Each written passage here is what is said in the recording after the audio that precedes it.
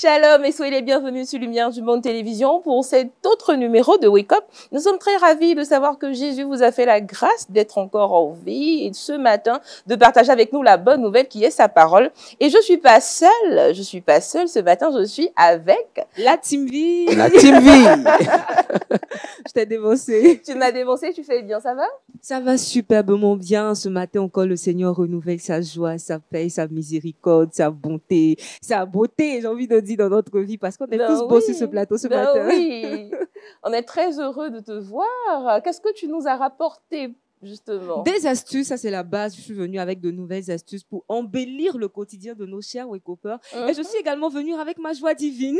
Toujours la joie divine, très important de rester heureux en tant qu'enfant de Dieu. Aristide, shalom, ça va? Shalom Yann, ça va super bien. Alors avec toi, qu'est-ce qu'on découvre, qu'est-ce qu'on apprend?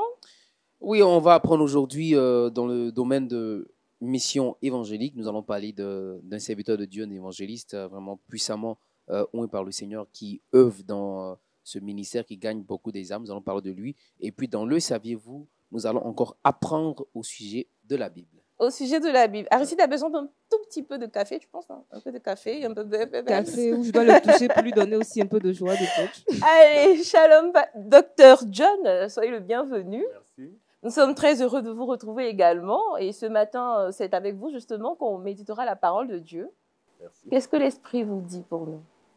Okay, ce matin, j'aimerais partager sur le sujet de l'humilité qui précède la gloire. Amen. Et c'est tout à l'heure, ne zappez pas, invitez vos voisins, toquez les portes, ravitaillez le public de Lumière du Monde Télévision. Et nous sommes également avec le docteur Roupeau. Shalom, docteur. Bonjour, Yann. Ça va ce matin? Qu'est-ce que vous prévoyez pour nous? Nous allons nous arrêter et parler un peu des graines de sésame. Les graines de sésame. Les bienfaits des graines de sésame. Appétissant. Voilà. J'ai hâte. Allez, on va démarrer avec la première bonne nourriture du chrétien qui est la parole de Dieu et c'est dans Méditons ensemble.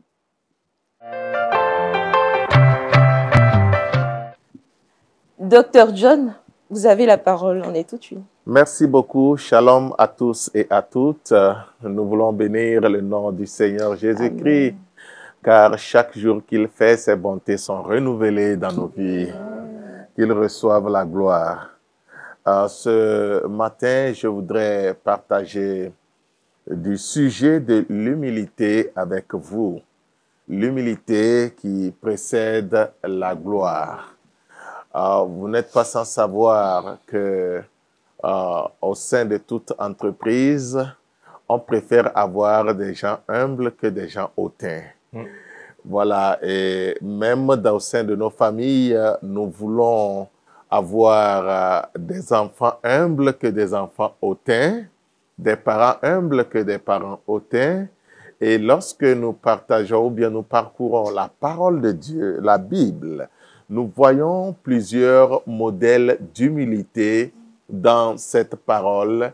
Et non seulement nous voyons ce modèle d'humilité, mais nous voyons les conséquences logiques de cette humilité dans la vie des uns et des autres, là où l'humilité a pu les amener. Et ce matin, je voudrais partager le modèle de notre Maître Jésus-Christ, qui est le modèle d'humilité parfaite. Nous lisons la parole de Dieu dans Philippiens, le chapitre 2, les versets 4 et 5, où il est écrit que chacun de vous est, au lieu de considérer ses propres intérêts, considère aussi ceux des autres. Ayez en vous les sentiments qui étaient en Jésus-Christ. Quels sont les sentiments qui étaient en Jésus-Christ? Vous savez, Jésus-Christ, tout comme nous le voyons dans la parole de Dieu, il est Dieu. Et avant qu'il ne vienne sur la terre, il était là dans le royaume qui lui appartient, à lui, à son Père, et il était servi de tous. Tous les anges de l'univers étaient au service ou bien sont au service de notre Seigneur Jésus-Christ, ses désirs sont des ordres et il suffit qu'il pense à une chose qu'elle est réalisée. Il ne manquait de rien et il était honoré et vénéré de tous.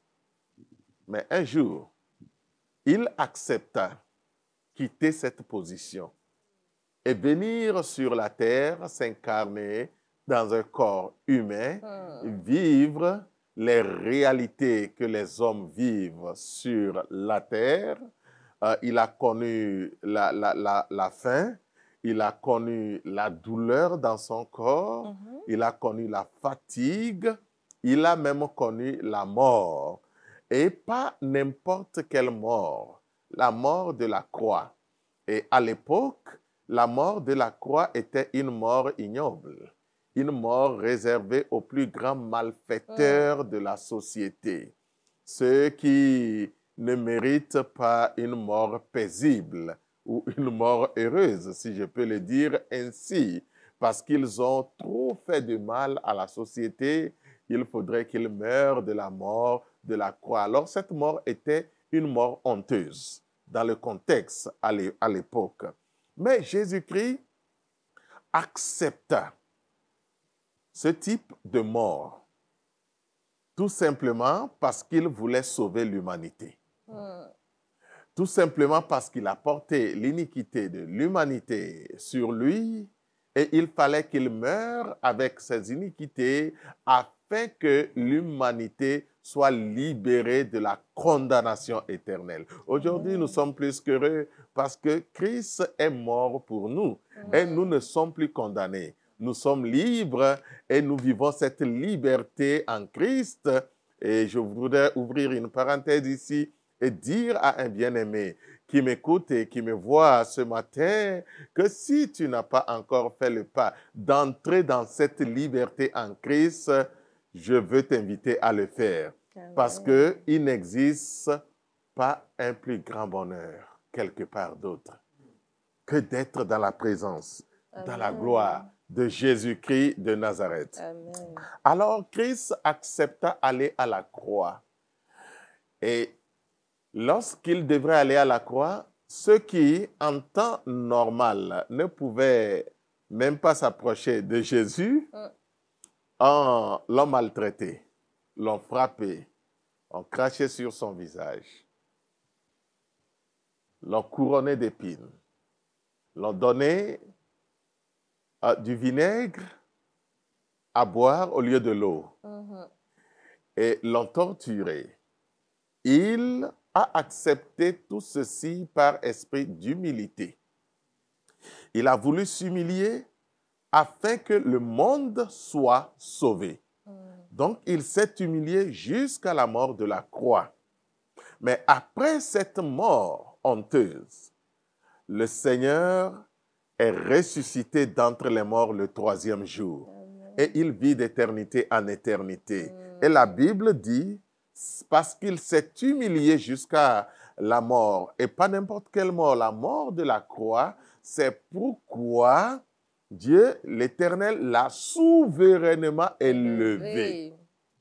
Souverainement élevé. Amen, ça voudrait dire qu'il n'existe point d'autorité sur la terre qui soit au-dessus de Jésus-Christ. Amen. Même dans l'univers, il n'existe pas d'homme sur la terre qui puisse dire que je suis au-dessus de Jésus. Parce que son Père l'a souverainement élevé et lui a donné un nom qui est au-dessus de tout nom, afin qu'au nom de Jésus, tout genou fléchisse. Tout genou fléchisse. Et que toute langue confesse que Jésus-Christ est Seigneur à la gloire de Dieu le Père. Lorsqu'on mentionne le nom de Jésus, vous savez, ce nom est puissant. Oui, ce nom est plein d'autorité. Lorsqu'on mentionne le nom de Jésus, il se passe quelque chose. Les captifs sont libérés. Les démons fléchissent genoux. Je me souviens, lorsque j'étais missionnaire au Tchad, où j'ai passé 9 ans avec ma famille, j'étais sorti une soirée pour évangéliser et j'ai rencontré un jeune homme. Le jeune homme était possédé d'un démon. Voilà. Je ne le savais pas au début. J'ai partagé l'évangile avec lui. Il m'a l'air normal, d'une personne normale. Bon, quand j'ai partagé l'évangile avec lui, il dit, oui, j'accepte ce que tu viens de me dire. Et je lui ai demandé, est-ce que je peux prier pour toi? Il a dit oui. Je lui ai fait confesser le Seigneur Jésus, mais j'ai remarqué qu'il ne voulait pas appeler le nom de Jésus. Il ne voulait pas appeler ce nom. Il ne pouvait pas le prononcer. Oui, il ne voulait pas prononcer ce nom. Là, j'ai compris que quelque chose se passe là. Et bon, qu'est-ce que j'ai fait? Je me suis mis néanmoins à prier. Qu'est-ce que j'ai dit dans ma prière? Jésus, que ton nom soit entendu ici. Amen. Quand j'ai dit cela, immédiatement, le démon a commencé par agiter le jeune homme parce que le démon ne pouvait pas résister au nom de Jésus. Voilà. Et ce jour, ce jeune homme a été libéré de ce démon et il a pu prononcer le nom de Jésus. Il a confessé le Seigneur Jésus. Aujourd'hui, il est un chrétien fidèle qui adore l'Éternel et qui est sur la voie du paradis. Donc, le nom de Jésus est puissant. À la mention du nom de Jésus, tous les êtres célestes, terrestres ou infernaux, dans les cieux, sur la terre et sous la terre, fléchissent genoux et confessent que Jésus-Christ est Seigneur. Pourquoi le Père l'a souverainement élevé ainsi? C'est parce qu'il s'est humilié. L'humilité précède la gloire. Je voudrais dire à un bien-aimé qui m'écoute ce matin, est-ce que tu vis dans l'humilité? La gloire de Dieu n'est pas loin de toi.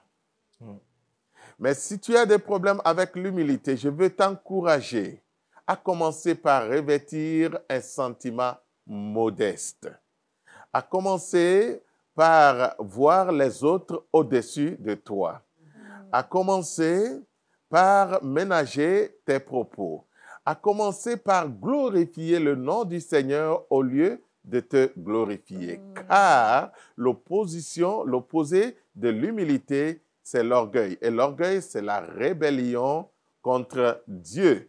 Mettons Dieu à la première place, au-dessus de tout, et nous verrons sa gloire s'éclater dans notre vie.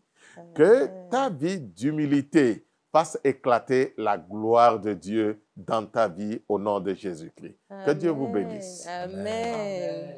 Amen. Merci beaucoup, Dr. John, pour ces paroles reconfortantes et qui, justement, nous espérons, touchent le cœur de ces téléspectateurs que nous en rejoint ce matin. La parole de Dieu est vivante. Dieu s'est donné en sacrifice pour nous. Une belle leçon d'humilité que nous devons suivre. Aristide, est-ce que cette humilité, tu la pratiques dans ton quotidien? J'essaie toujours d'imiter le Seigneur parce que c'est le modèle parfait, comme le docteur l'a si bien dit. C'est le modèle parfait. Ce qui me marque encore, c'est que la Bible dit, comme un agneau qu'on mène à la boucherie n'a pas ouvert la bouche. C'est dans ma prière, au fait, c'est cette forme d'humilité que je demande au Seigneur parce que je me dis, mais attends, pas faire. En une fraction de seconde, en une fraction de seconde, il était capable de claquer le doigt et puis peut-être disparaître ou bien tuer automatiquement ceux qui étaient à la main. Il avait un objectif, c'est de mourir pour toi et mourir pour moi. Et preuve d'humilité que chaque chrétien doit revêtir. Vraiment, vraiment, vraiment. Quelle belle leçon, quel bel enseignement ce matin pour nous. Pour démarrer cette journée, vous partez au travail, soyez humble avec vos collègues, avec vos patrons aussi. Vous, surtout avec les amis et tout, c'est pas facile. Kouda, vas-y, cette anecdote, on l'attendait. Une question. Une question, pasteur. Aujourd'hui, on a des objectifs, on a des rêves. Et on est dans une société où si tu n'arrives pas à t'imposer, c'est difficile en fait de voir tes rêves se réaliser. Donc dans ce cas-ci, quel genre d'humilité on doit manifester? Parce que bon, si tu forces pas les portes, si tu te laisses faire, c'est possible que voilà, tu sois toujours au fond derrière et puis... Ok. Beaucoup de gens pensent que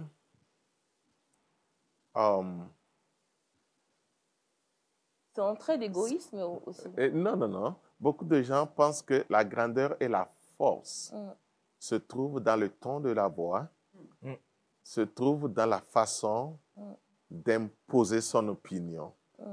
Mais plutôt, la véritable force se trouve dans l'humilité. Ce que j'appelle la force tranquille. Est-ce que vous voyez? Vous pouvez aller avec humilité, calme, tout doucement, mais vous êtes ferme dans ce que vous êtes en train de faire.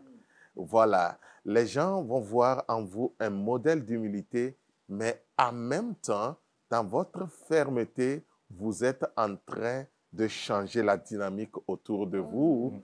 Et les uns et les autres vont entrer dans cette danse de changement de dynamique sans s'en rendre compte.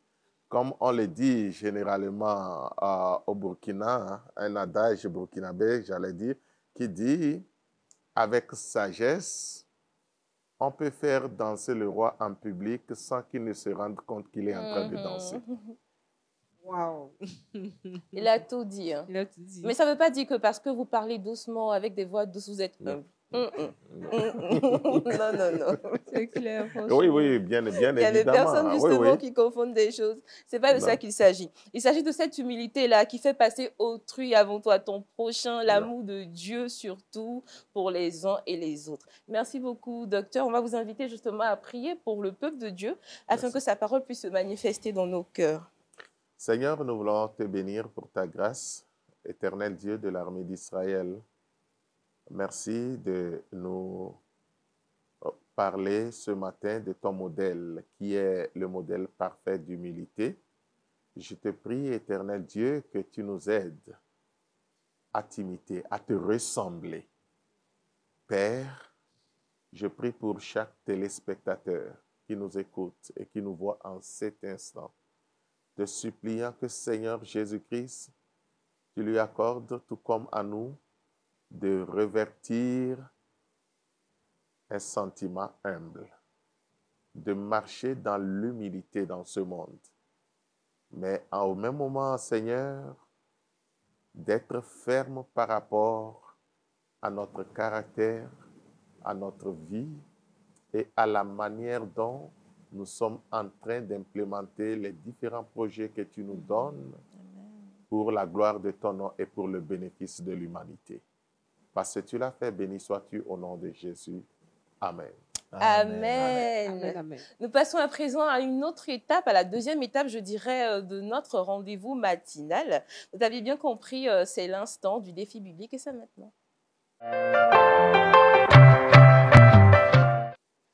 Aujourd'hui, dans le défi biblique, notre invité, qui est le docteur Roupeau, sera celui qui sera testé. Et pour cette fois, le nom, c'est le lion de la tribu de Juda. Que doit-on savoir? Quel enseignement tirer de ce nom et justement la puissance qui s'y dégage? Merci beaucoup, Yann. Alors, le lion de la tribu de Juda. Déjà, Juda, qui est le quatrième fils de Jacob, parce qu'il y a Ruben, il y a Siméon, il y a Lévi, et il y a Juda. Et Juda fait partie des fils de Léa.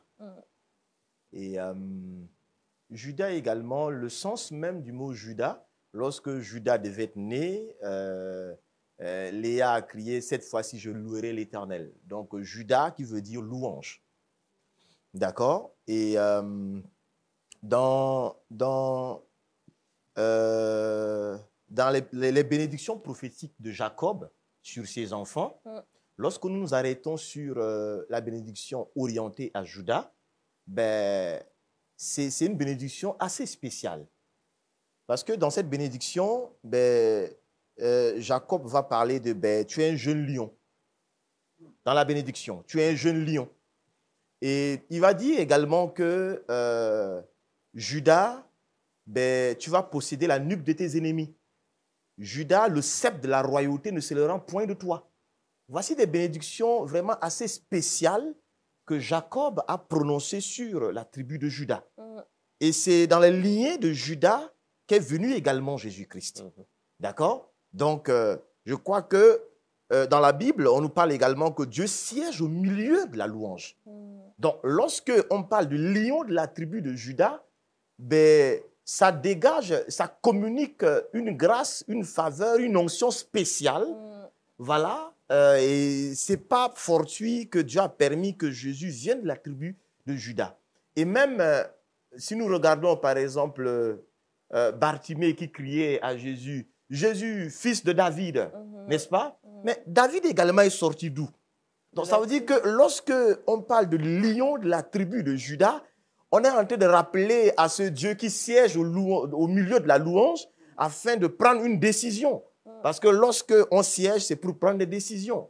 Donc je pense qu'il y a une grâce spéciale et ça me permet aussi de faire un clin d'œil à ces chantres-là. Quand on est chantre, ben, on a aussi une grâce spéciale parce que les bénédictions attachées aux tribus de Juda sont également attachées à ce ministère qu'on fait. Donc, pendant que je suis chante, je loue, j'adore le Seigneur, en fait, logiquement, j'ai une grâce de régner, j'ai une grâce de dominer sur mes ennemis parce que je loue le Seigneur et lorsque Dieu descend, il siège, ben, il prend autorité sur mes ennemis et sa grâce abonde sur ma vie. Donc, voilà un peu ce que je peux dire autour de ce nom, le lion de la tribu de Juda. Très belle explication, très bel enseignement, vite fait, hein, mais on en a appris quelque chose. Kouda, vas-y. Le lion de la tribu de Juda, qu'est-ce que ça te renvoie? Lion de la tribu de Juda, ça me fait penser à Colossiens 3, le verset 3. La Bible dit que notre vie est cachée en Christ. Et notre vie est cachée en Christ. Et Christ lui-même, il est caché en Dieu. Et pour moi, si ta vie est cachée en Christ, c'est que Christ est ton défenseur. Et la personne qui te défend, c'est pas une petite personne. C'est que cette personne fait vraiment peur. Donc, on a une image de Jésus-Christ, c'est l'agneau, il est amour, mais Jésus-Christ, c'est aussi un lion. Et quand on l'évoque, il fait peur à nos ennemis. Donc, c'est cette phase de Jésus-Christ que moi, je veux partager avec vous ce matin. Merci, Kouda. On part maintenant retrouver un autre membre de la Team Vie. Lui, c'est Aristide qui nous rapporte de l'actualité chrétienne. Et c'est dans Culture Actu.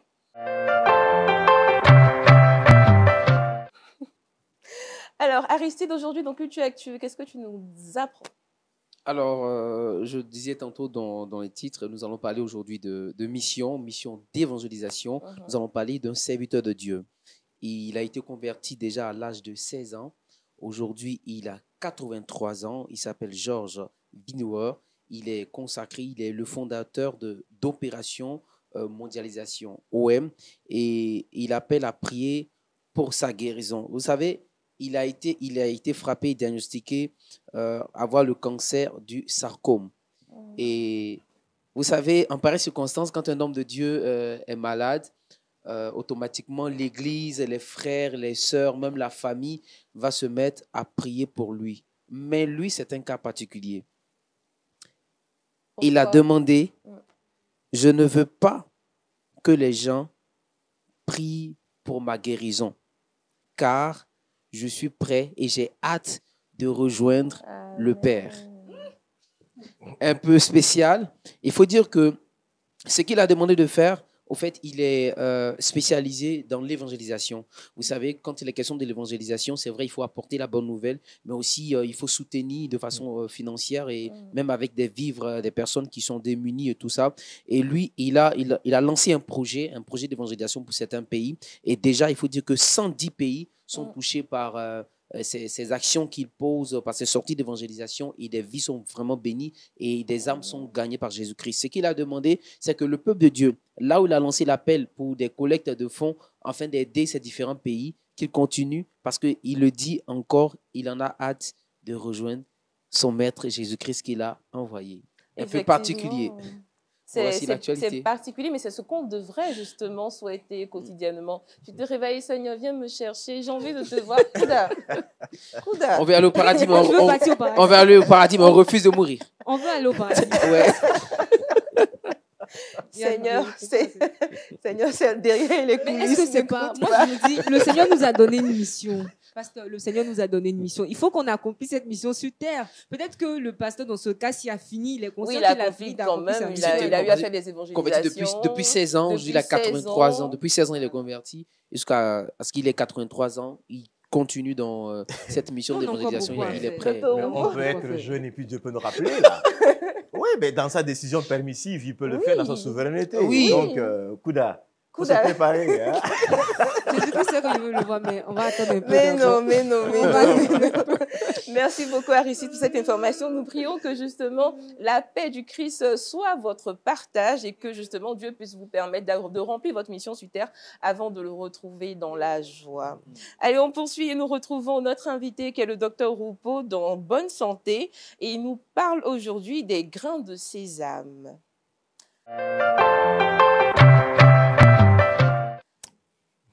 Allez, docteur Oubo, Ouais.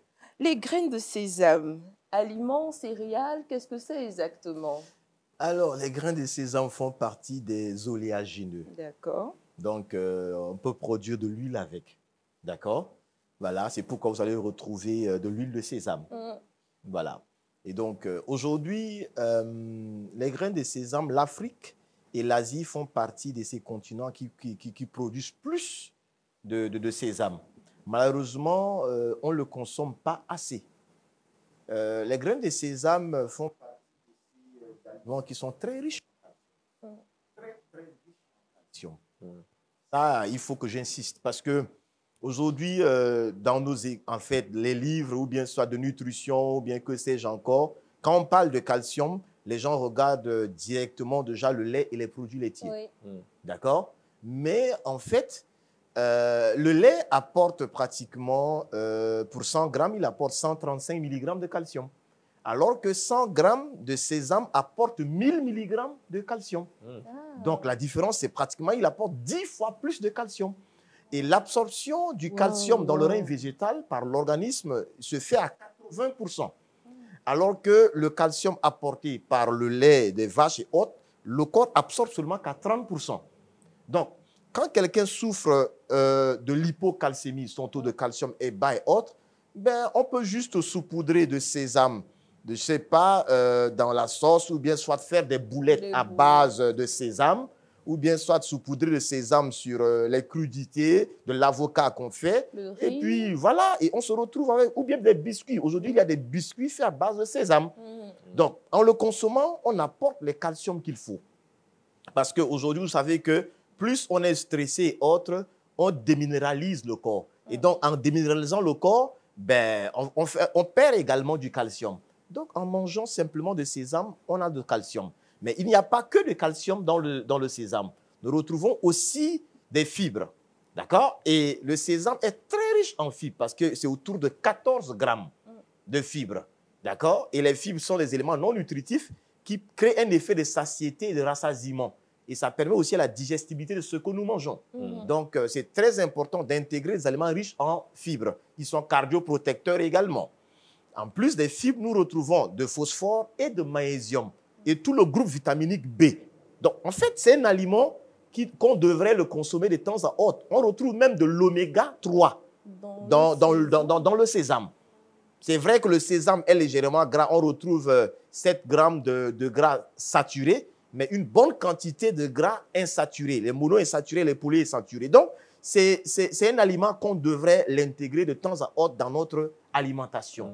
Très important. Malheureusement, aujourd'hui, les gens en mangent très peu, ou bien soit n'ont pas l'information qu'il faut, mais déjà, ces informations devraient nous aider à le consommer de temps en temps.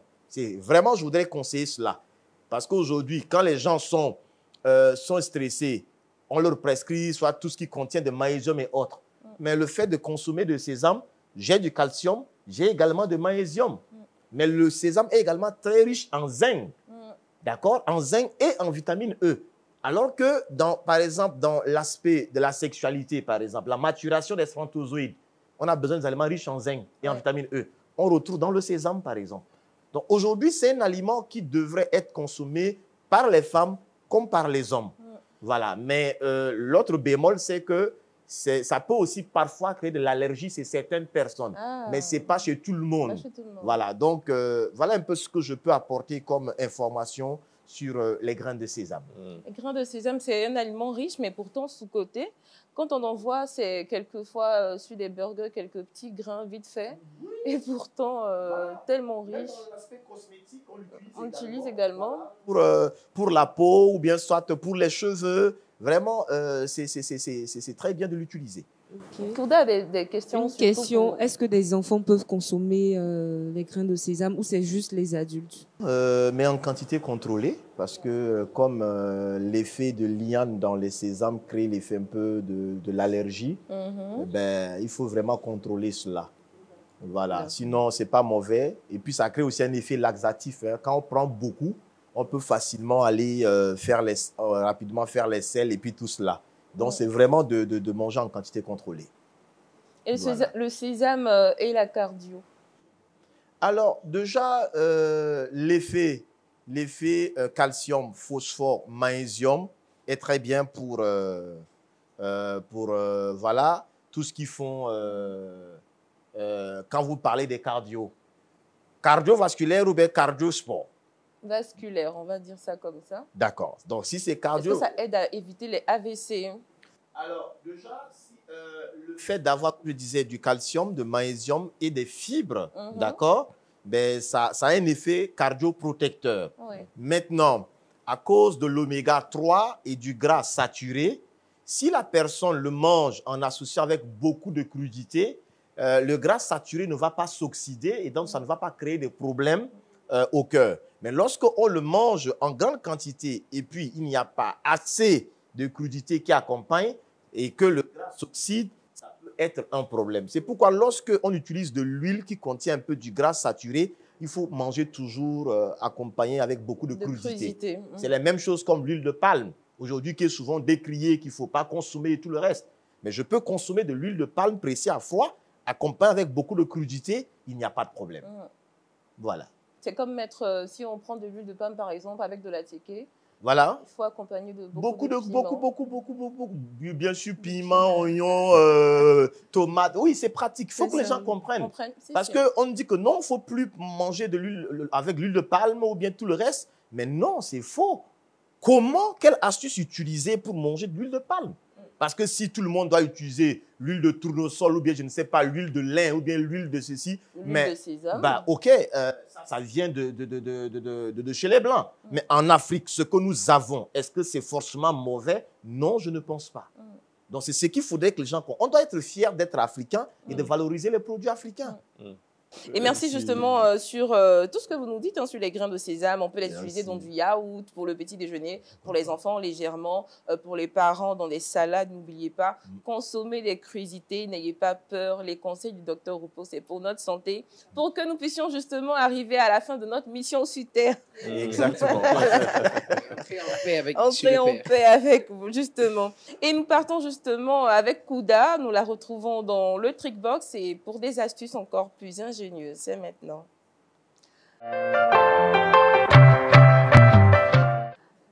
Kouda. Yes. Donc aujourd'hui dans Trickbox, on va s'intéresser à la jante féminine. Désolée messieurs, mais ce matin mes astuces sont pour les femmes et je vais partager avec vous 3 astuces pour se démaquiller naturellement sans utiliser des produits chimiques. Parce que beaucoup de dames aujourd'hui refusent d'utiliser des produits chimiques sur la peau. Elles ont raison. Donc qu'est-ce qu'on peut utiliser afin de se démaquiller naturellement, rapidement et efficacement? C'est ce que nous allons voir maintenant. Donc, la première astuce que je vais vous recommander, c'est l'utilisation de l'huile de coco. Je ne sais pas si vous avez déjà entendu parler de l'huile de coco en tant que démaquillant, mais si ce n'est pas le cas, testez cela maintenant. Vous allez témoigner en inbox sur LMTV pour parler des bienfaits de l'huile de coco. Ça permet de désincruster les pores très profondément. Donc, une fois que vous êtes à la maison, prenez un coton, imbibez-le d'huile de coco et passez délicatement, doucement sur la peau. Ça va éliminer la poudre, la pâte, les glosses, tout ce qu'il y a sur le visage.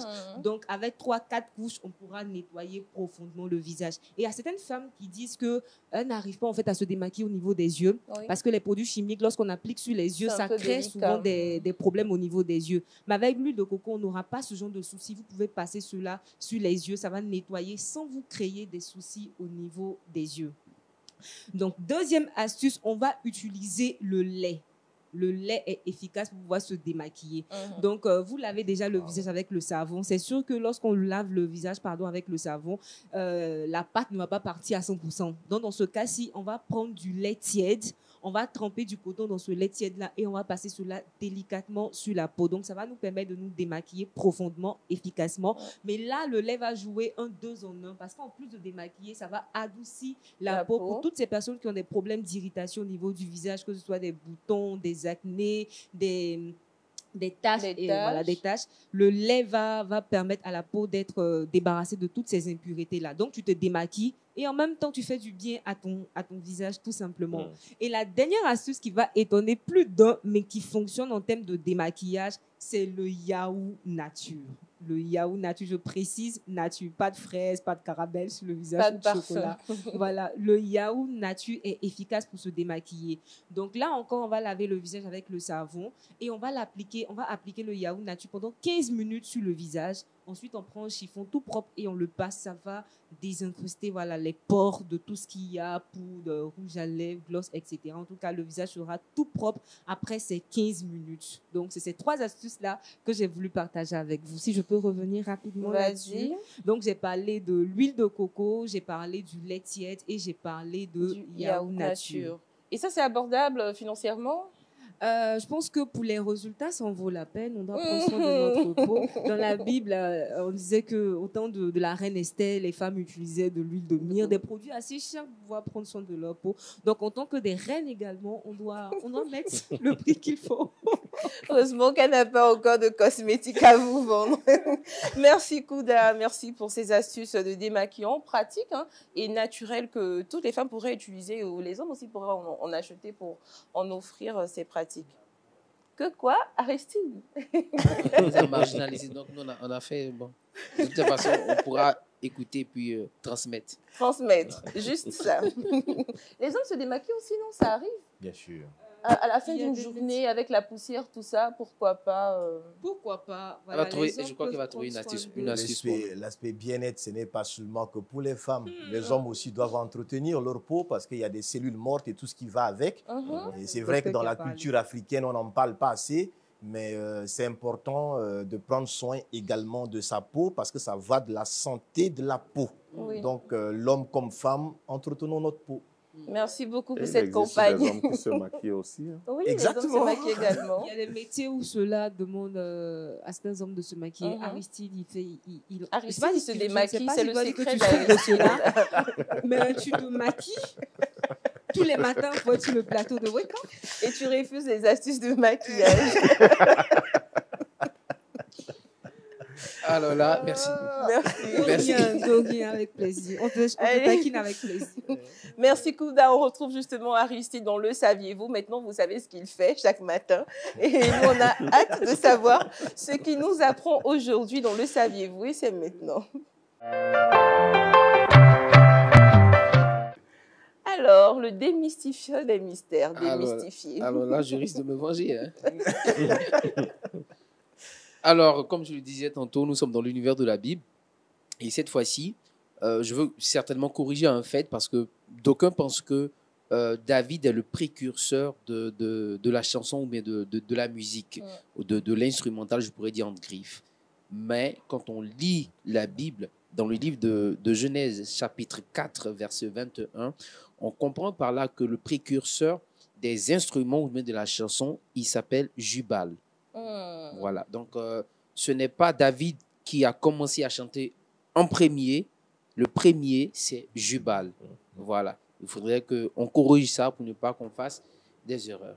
Donc, je suis là en tant que correcteur pour corriger cette faute, enfin qu'on ne fasse plus de fautes. Jubal, est-ce qu'on peut avoir, c'est possible d'avoir des références ou mieux expliquer, est-ce qu'il vient d'une tribu, justement le contexte du nom? En fait, Jubal, je dirais, quand j'ai lu, je crois, l'Ancien Testament, c'est le verset, quand j'ai lu Genèse chapitre 4, verset 21, voilà. J'ai seulement là, c'est le nom, c'est la partie où il intervient, que j'ai vu là. Voilà, donc j'ai pu tirer ce verset pour que lors de nos recherches, on puisse se référer à ce verset. Justement, on va répéter le verset pour les téléspectateurs. Genèse chapitre 4, verset 21. Voilà, donc dans la Genèse chapitre 4, verset 21, on a le nom enfin de celui qui a créé les instruments d'adoration à la gloire de notre Dieu. On dira peut-être le fondateur.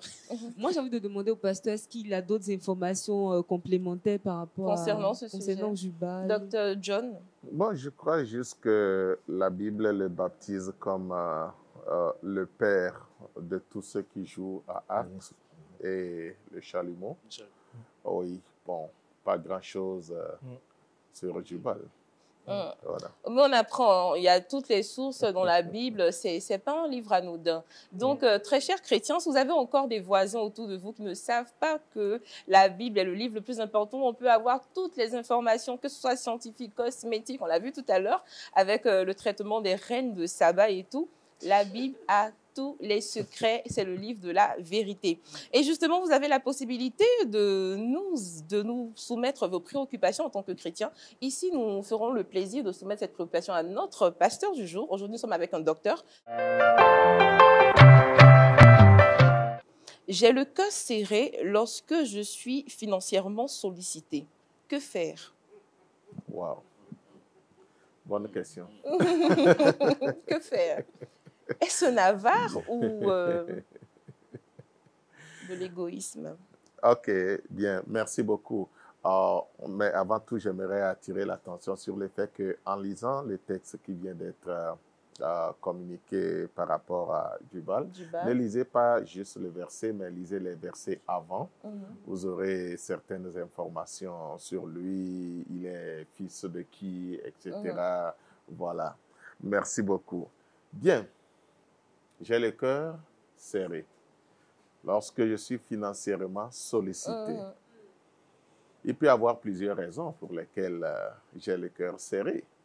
Le cœur serré parce que je n'ai pas assez de ressources pour répondre à cette sollicitude.